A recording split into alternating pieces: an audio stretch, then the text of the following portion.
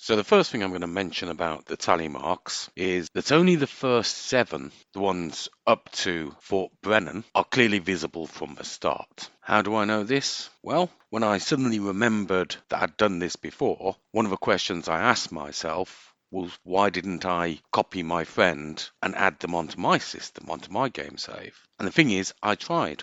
He used to live upstairs, so I would pop upstairs, ask him to show me where they were. He'd show me. I'd then go down to my system and attempt to find them myself, but they weren't there. And we concluded that the reason for this was I was still in either Chapter 2 or Chapter 3, and he had finished the game. I mean, when I say he'd finished the game, he'd pretty much done everything. Every stranger mission, every story mission, every hunting request. The only thing he hadn't completed was the challenges. Because when the game first came out, there was a challenge, I believe it was in the sharpshooter challenge, that required you to disarm X amount of people. And there was a glitch in the game which meant that it kept resetting, so you could never actually complete it. So that was the only thing that he hadn't done. Everything else he'd done, which is why he was looking into the tally marks. He was looking to get the maximum he could out of the game. And so that was our conclusion. Obviously, since then, I've completed the game. In fact, I recently just got myself into the epilogue so I could look at this very issue, and something still seems to be missing. Now, I have been working on completing all the stranger missions, all the hunting requests, everything I can. But while thinking about it and looking at what's needed to get 100% completion, something makes me think that it's not needed. And that thing is that if I'm correct, that the first trail is the Elysium Cave leading into Butcher's Creek, then if you've already completed the game, there wouldn't be a hatchet there to pick up, because one of the things you need to do to complete 100% is to collect all the unique weapons. And that being one of the unique weapons, you'd have had to have collected it before doing that trail. So I think there is something that specifically activates the tally marks. I mean, it could be that you need to actually view the pentagram as well. I say pentagram, it's technically a pentangle, but everyone knows it as a pentagram. Don't believe that makes a massive difference. And I think the outhouses in Butcher's Creek actually point to that. Obviously, they create a pentagram on the actual map, but equally, a question that I've asked myself and I've mentioned in some of the comments is, why is the clue for Fort Brennan in the 4th outhouse? Why is it not in the 5th outhouse? Why is it in the 4th? And the only thing I can come up with is it's to alert you that the number 4 is significant, and as we know, the pentagram shows up at 4 a.m. So it seems to me that the reason why that clue is in the 4th outhouse is to illustrate the number 4, to make you go and look at the pentagram. So it looks like that is a trigger that needs to be done. Obviously, if you have any better idea as to why the Fort Brennan clue is in the 4th outhouse, please let me know in the comments. But clearly there does seem to be something you need to do to trigger the tally marks. Now, it could be that it is actually finding the tally mark itself. And one of the things you'll find if we do find the tally marks going forward is that, unlike all the others before, specifically the 7th one at Fort Brennan, they are not as closely connected. So the one at Fort Brennan, you see the tally mark 7, you go into the building where it is, turn around, there's the texture clue. But I know with the one that's down on the bridge down in Saint Denis, that one is further away from the tally marks. And I believe that to be the case for all the others following. That brings us to where I may think the tally marks are. And I've racked my brains, and there are certain locations that are jumping out to me. Now, whether this is correct or not, I cannot fully say, but this is what my gut feeling is. So I've said that I think the 8th texture clue is under the bridge, and it's under the bridge on the first part rather than the second where the alligators are. And with the tally mark, I have a feeling it's actually in the courtyard of the slaughterhouse. So that area where there's all the bones, all the refuse, I believe it's there. And as I remember, my friend spent hours checking out the fences and all the wood in that area, and he found it. Or at least I seem to remember that's where he found the tally marks. And obviously, with the texture clue under the bridge, there's a bit of a distance between the two, probably the biggest distance of all of them. Now that leaves the others, and as I've mentioned, I think it goes higher than 10. I think there's 11. The reason I think that is I seem to remember that when we found the 10th, when he found the 10th, we were surprised to find there was another texture clue because we just assumed it would finish at 10, but I'm pretty sure it didn't. I've got a feeling that one of them is to do with a tower, like an oil derrick or something of that nature. I may be misremembering. But the ones that I think I do remember is the farm and effectively the trading post. So the farm in question is this one, Hillhaven Ranch, and I have a feeling the tally marks are actually over the door, the back door to the actual house, the actual farmhouse, with the texture clue being in one of the animal sheds.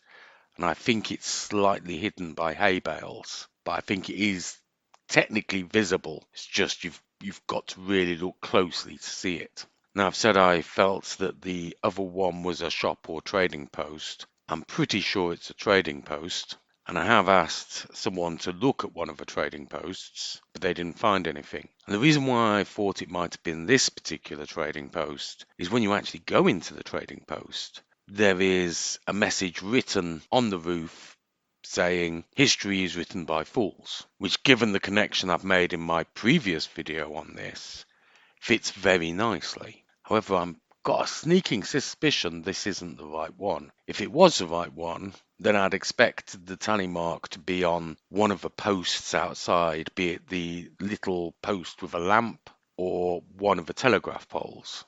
But I have a sneaking suspicion this isn't the right one. And in fact, I think that message about history is written by fools is a way of saying that you've been foolish coming to this location.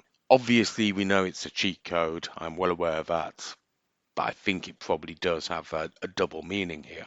The only reason I can't rule it out is because I remember when we found what we believed to be the last tally mark, there was something there that looked like a clue but made no sense to us. And I don't think it was this statement. I think it was something else. Now, there is another location that I think may be where the tally mark is, and that's this location. Now, whether it's actually a trading post or not, it's hard to say, but the building does look very similar, and as we're going from clues from textures, we don't actually get told it's a trading post or a farm or a ranch. We simply get the picture, and this picture is very similar to the trading posts. I suspect it probably was a trading post for a quarry that was previously here, possibly to provide gravel for the railway lines that are being built. And if this is the location, then I think you'll find the tally marks will actually be on the boards that are used for a platform. I have a feeling that was one of the things my friend found. He found tally marks actually on the ground itself.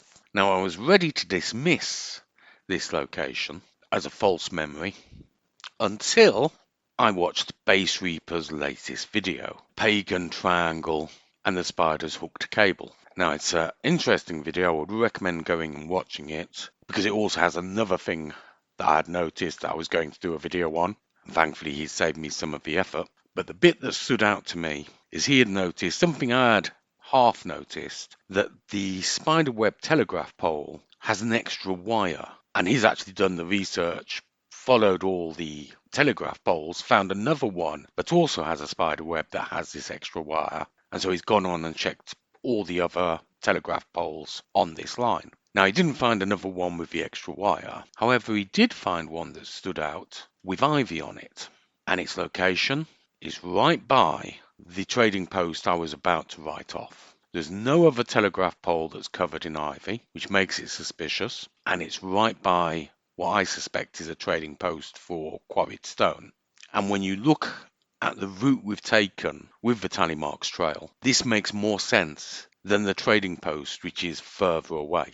If it is from the slaughterhouse at Saint Denis up to the ranch and then up to this quarry, it would make sense because they're all relatively close together and they seem to be moving in a uniform way. We've kind of gone down one side and we're now going back up the other. So there's a logical sense that this could be the location. However, all of this is effectively mute until we find the tally marks for the 8th position. And I suspect once we find that, that will trigger the texture clue to occur, which would then allow us to go to the next location, the ranch, find the tally marks there, find the clue, find the next location. Another thing that has occurred or reoccurred to me is that the clues, initially the first clue at Fort Brennan has 3 elements. This is not uniform. I remember there being a clue which has 4 elements, and I believe one for the trading post, it's either for the trading post or for the tower, had just 1 element, just one picture.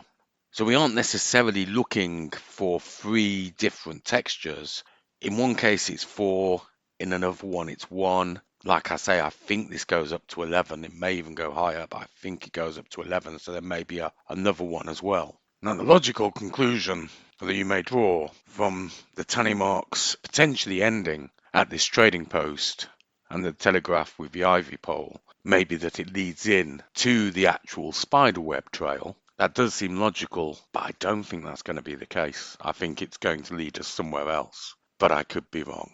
In fact, I could be wrong on all of the things I've said here, but I have a feeling that that ivy pole, telegraph pole, is going to lead us somewhere else. The distance between that and the telegraph poles that have the extra wire is quite big.